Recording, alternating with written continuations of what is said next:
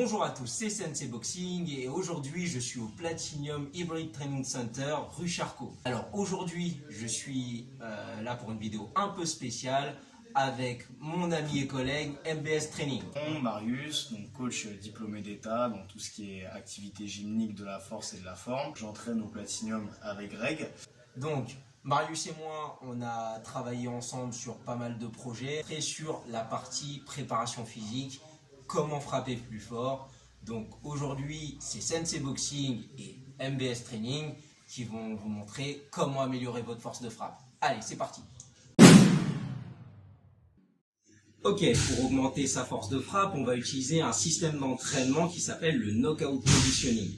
C'est un système d'entraînement où on utilise les kettlebells pour gagner jusqu'à 20 à 30% dans les meilleurs résultats. Ouais. Quand Oscar de la Hoya a utilisé ce système d'entraînement, en 3-4 semaines, il me semble, il était arrivé jusqu'à 30%.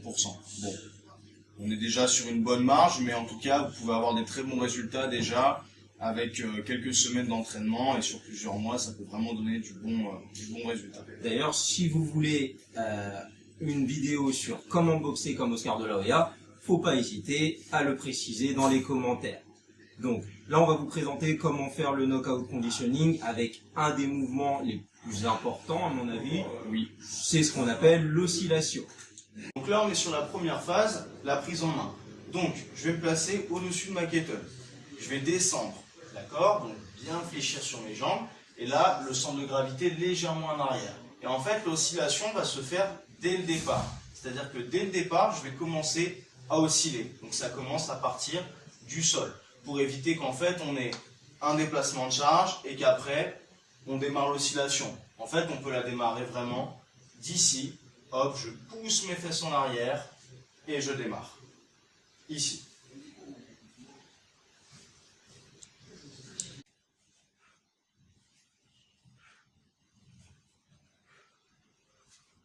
Et on relâche.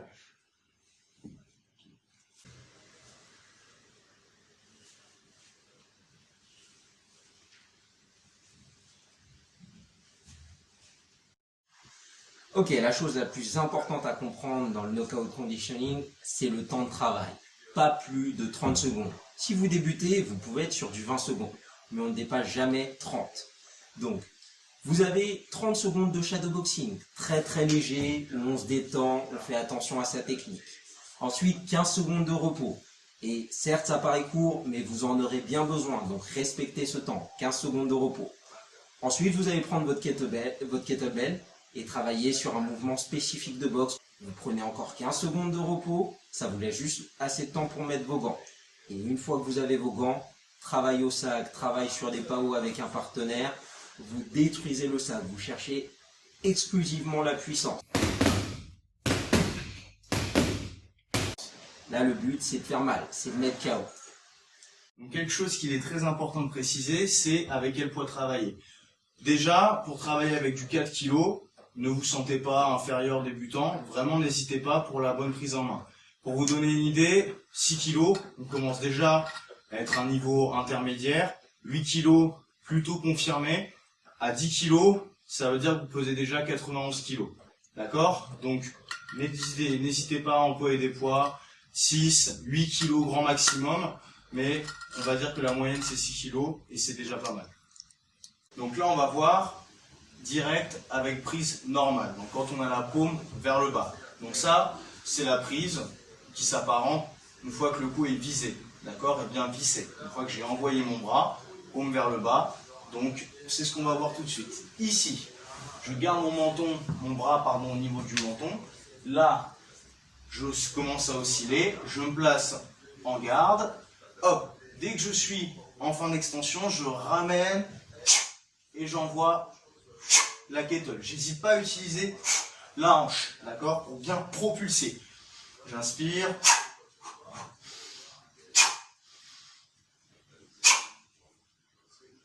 Pour le direct, moi j'ai une toute petite préférence pour une autre prise.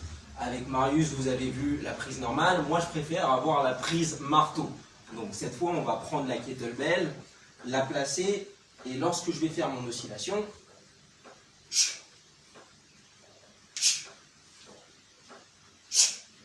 je vais prendre une prise qui est très similaire à celle de ma garde de boxe, où je suis déjà en position marteau, j'ai juste à effectuer une rotation lorsque je vais envoyer mon coup. Alors, la prise marteau, c'est juste une question de préférence. Vous n'avez pas réellement de gain supplémentaire comparé à la prise classique.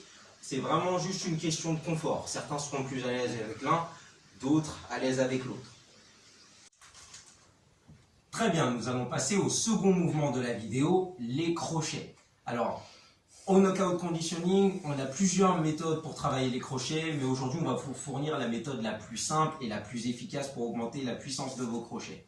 Déjà, on va prendre notre kettlebell et on va faire attention à la prise. Ça va être une main, l'une en dessous de l'autre. Donc, je saisis ma kettlebell et en dessous, je place ma main, je referme, je soulève ma kettlebell. D'accord? Donc, vraiment une main. Alors, on a deux méthodes pour pouvoir utiliser les crochets au knockout conditioning. Une qui va être beaucoup plus basée sur l'utilisation des jambes, ce qui sera très utile pour le gazelle punch. Si vous ne savez pas ce qu'est un gazelle punch, je vous invite à regarder Comment boxer comme Mike Tyson. Le lien de la vidéo sera dans la description. Alors, pour pouvoir faire un crochet en utilisant les jambes au knockout, je vais placer la kettlebell juste ici, effectuer une rotation et bien placer le poids de mon corps sur la jambe avant. Et là,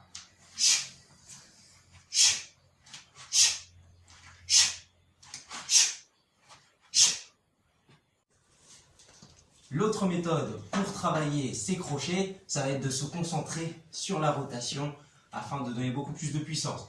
Donc cette fois, on n'aura pas le poids du corps réparti sur la jambe avant avec le transfert. On va juste jouer sur nos rotations et nos abdos. Donc, je saisis ma kettlebell, je suis ici, je tourne bien les hanches, je joue vraiment sur la rotation.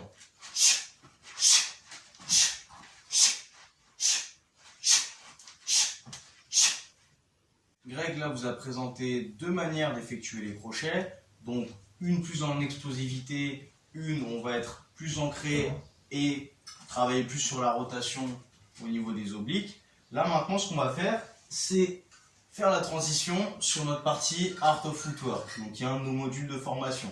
Donc je prends ma kettle exactement de la même façon, je prends ma garde habituelle et là je vais effectuer le transfert en déplaçant mes pieds, donc ici.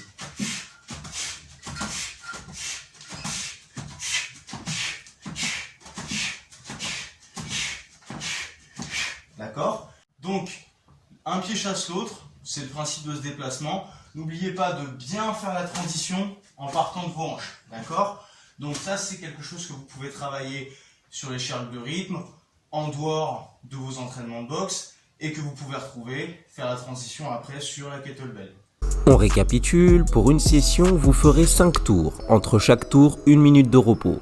Un tour contient un shadowboxing léger de 30 secondes, puis une pause de 15 secondes. Un travail spécifique à la kettlebell de 30 secondes, puis à nouveau une pause. Pour terminer par un travail au sac pendant 30 secondes.